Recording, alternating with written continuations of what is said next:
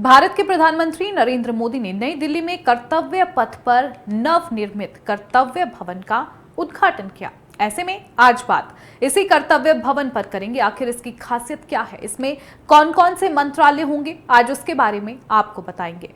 तो बता दें कि कर्तव्य पथ पर नवनिर्मित कर्तव्य भवन में विभिन्न मंत्रालयों और विभागों को एक साथ लाकर शिफ्ट किया जाएगा, जिससे दक्षता, नवाचार और सहयोग को बढ़ावा मिलेगा।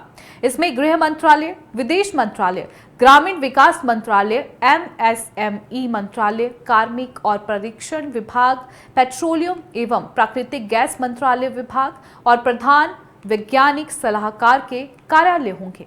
सेंट्रल विस्टा परियोजना के तहत केंद्रीय मंत्रालयों और विभागों के लिए ऐसे कुल 10 भवनों का निर्माण होना है। इनमें से कर्तव्य भवन 3 बनकर तैयार हो गया है। इसका उद्घाटन प्रधानमंत्री नरेंद्र मोदी ने बुधवार को किया। ऐसे में सवाल यह है कि आखिर इस कर्तव्य भवन में क्या क्या खास है। अब इसके बारे में आपको बताएंगे, ग्राफिक के जरिए से समझेंगे। तो बता दें कि इसका कुल क्षेत्रफल 1.50 लाख वर्ग मीटर है। भूतल क्षेत्रफल की अगर बात करें तो 40,000 वर्ग मीटर है। कुल मंजिल 2 भूतल सहित कुल 10 तल है।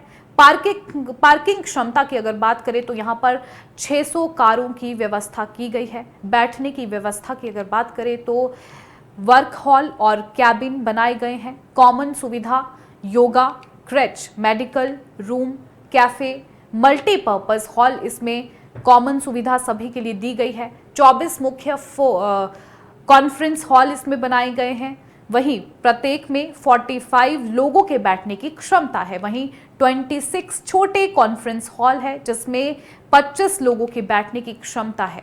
वहीं 67 मीटिंग रूम्स या वर्क हॉल, प्रत्येक की क्षमता 9 लोगों की बैठने की है। वहीं लिफ्ट इसके अंदर 27 लगाई गई है। सेंट्रलाइज्ड एयर कंडीशनर है और स्वचालित सीढ़ियां 2 है। आपको बता दें कि वर्तमान में कई प्रमुख मंत्रालय 1950 और 1970 के दशक के बीच निर्मित शास्त्री भवन, कृषि भवन, उद्योग भवन और निर्माण भवन जैसी पुरानी इमारतों से काम करते हैं, जो 1950-70 के दशक में बनाई गई थी। भवन में सुरक्षित और आईटी सक्षम कार्यस्थल, स्मार्ट एंट्री सिस्टम, इलेक्ट्रॉनिक निगरानी और कमांड सेंटर, सोलर पैनल, सौर वाटर हीटर और ई वाहन चार्जिंग स्टेशन जैसी सुविधाएं हैं। ये पर्यावरण के अनुकूल निर्माण को भी बढ़ावा देता है, जिसमें अपशिष्ट जल का पुनः उपयोग, ठोस कचरा प्रबंधन प्रणाली शामिल है। इमारत को ठंडा रखने और बाहरी ध्वनि प्रदूषण को कम करने के लिए इसमें कांच की विशेष खिड़कियां लगाई गई हैं। कर्तव्य भवन को 30% कम ऊर्जा खपत के लिए तैयार किया गया है। ऊर्जा की बचत करने वाली एलईडी लाइटें, जरूरत ना होने पर लाइटें बंद करने वाले सेंसर लगाए गए हैं। बिजली बचाने वाली स्मार्ट लिफ्ट्स और बिजली के उपयोग को प्रबंधित करने की एक उन्नत प्रणाली बनाई गई है। शहरी कार्य मंत्री मनोहर लाल खट्टर ने मंगलवार को नवनिर्मित कर्तव्य भवन 3 के सभागार में पत्रकारों से चर्चा में बताया कि अगले महीने तक कर्तव्य भवन 1 और कर्तव्य भवन 2 भी बनकर तैयार हो जाएंगे।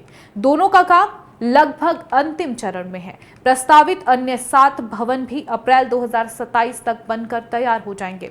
इस परियोजना पर करीब 1000 करोड़ रुपए खर्च होंगे। मंत्रालयों के लिए बनाए जा रहे इन भवनों में तकनीक, सुरक्षा और पर्यावरण अनुकूलता का पूरा ख्याल रखा गया है। पूरे भवन की निगरानी के लिए एक कमांड सीसीटीवी सेंटर भी बनाया गया है, जहां से परिसर और अंदर के गलियारों पर पैनी नजर रखी जाएगी। खास बात यह है कि केंद्रीय मंत्रालयों और विभागों के लिए नवनिर्मित इन नए भवनों को पहले कॉमन सेंट्रल सेक्रेटरीट नाम दिया गया था। इन कर्तव्य भवनों को मेट्रो लाइन से जोड़ने के लिए इंद्रप्रस्थ मेट्रो स्टेशन से एक नई लाइन बनाने का प्रस्ताव भी रखा गया है। मंत्री खट्टर ने एक सवाल के जवाब में बताया कि मंत्रालयों के नए और अत्याधुनिक भवनों को बनाने की जरूरत इसलिए पड़ी क्योंकि जो मौजूदा भवन है वह 1950 से 1970 के बीच बनाए गए थे। ये सभी पुराने हो गए हैं। इनका सालाना रखरखाव काफी महंगा हो गया था। गौरतलब है कि मौजूदा समय में केंद्र सरकार के पास करीब 55 मंत्रालय और 93 विभाग मौजूद है। यह भी नॉर्थ और साउथ ब्लॉक के साथ कृषि भवन, शास्त्री भवन, उद्योग और निर्माण भवन आदि शामिल है। कर्तव्य भवनों के तैयार होते ही नॉर्थ और साउथ ब्लॉक में मौजूद सभी मंत्रालयों को वहां से स्थानांतरित यानी शिफ्ट कर दिया जाएगा।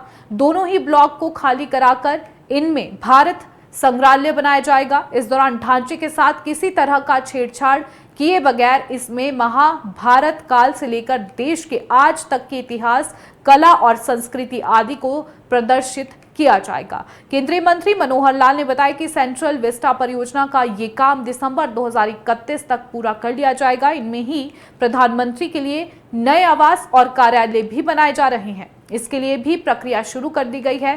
सेंट्रल विस्टा पुनर्विकास योजना के तहत सरकार पहले ही संसद भवन और उप राष्ट्रपति एनक्लेव का निर्माण कर चुकी है और विजय चौक से इंडिया गेट तक फैले कर्तव्य पथ का भी पुनर्विकास कर चुके हैं।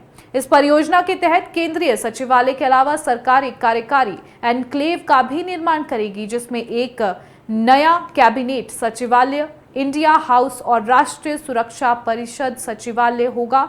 दूसरे चरण के तहत एक नए प्रधानमंत्री आवास का निर्माण भी किया जाएगा।